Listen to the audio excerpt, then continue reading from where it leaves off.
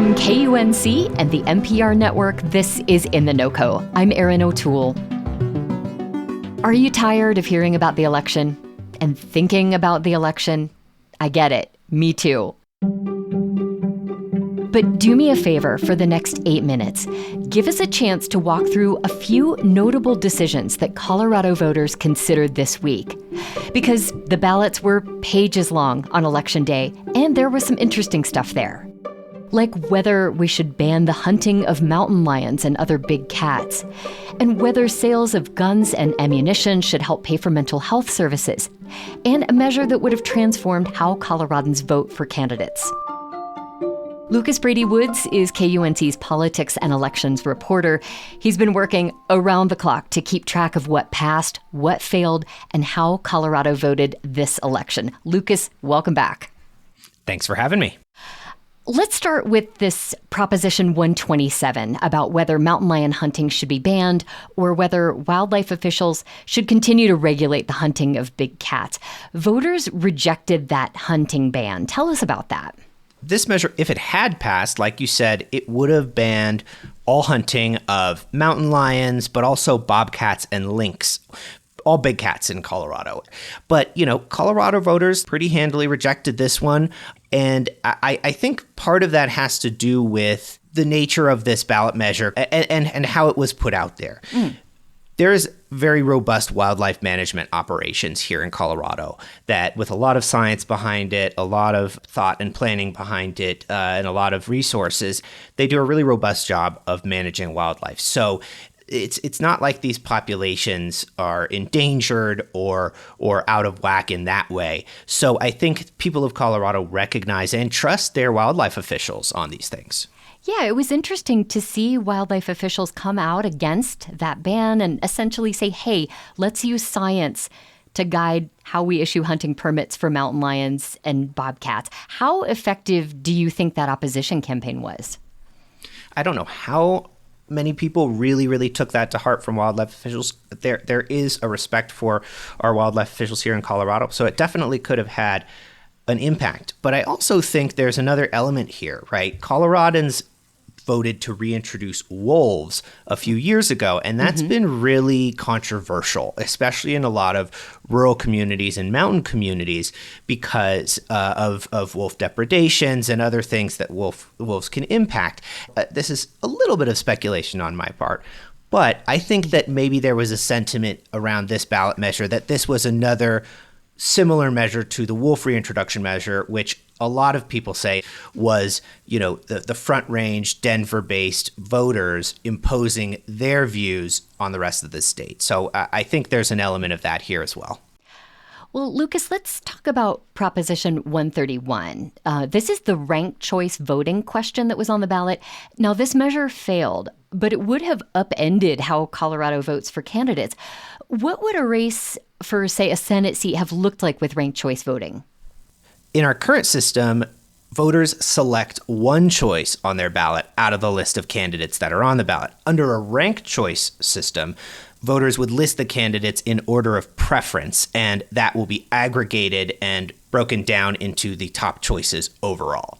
This measure would have also done something else, which is open up the state's primaries, and that means having all candidates run against each other in one primary election, regardless of their party affiliation.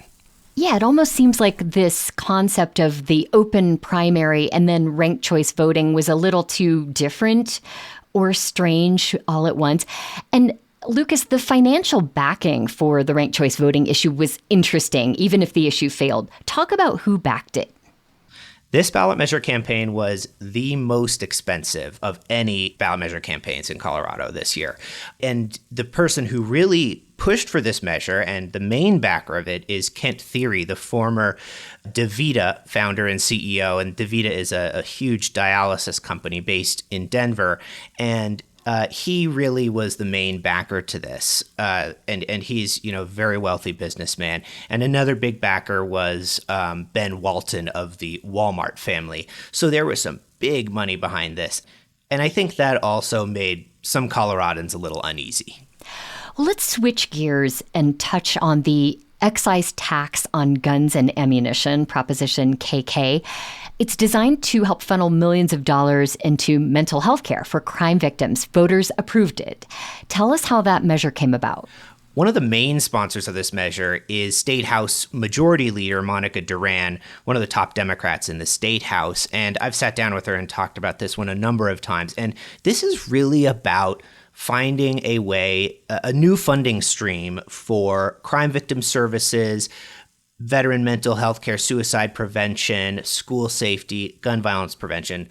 Majority Leader Duran and others are really concerned about losses in funding for these services. So what this will do is implement a 6.5% excise tax on guns and ammunition sellers and manufacturers. And it's expected to generate $39 million a year to fund all those things I mentioned.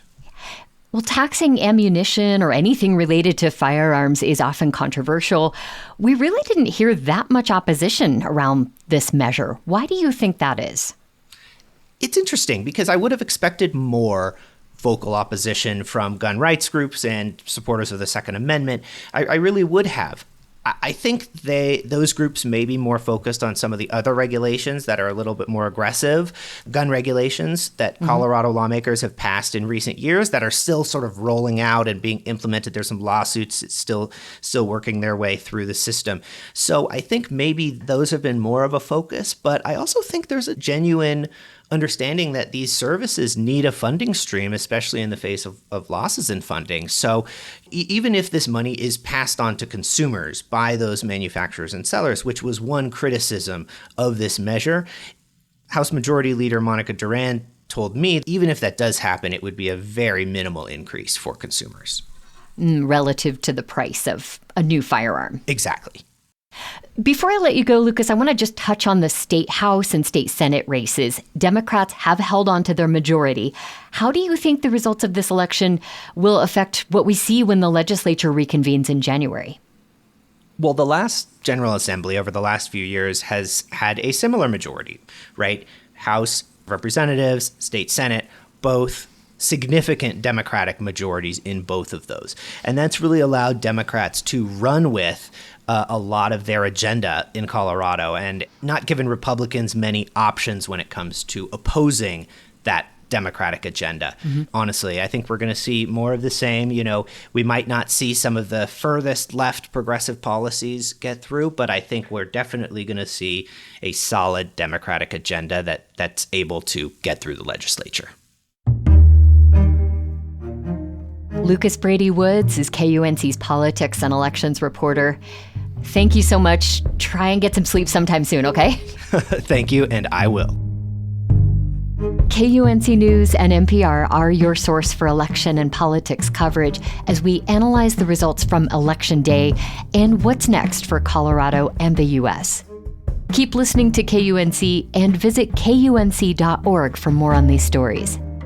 And you can follow In The NoCo on your favorite podcast app so you don't miss an episode of the show. That's it for us today on In The NoCo. I'm Erin O'Toole. Thanks for listening.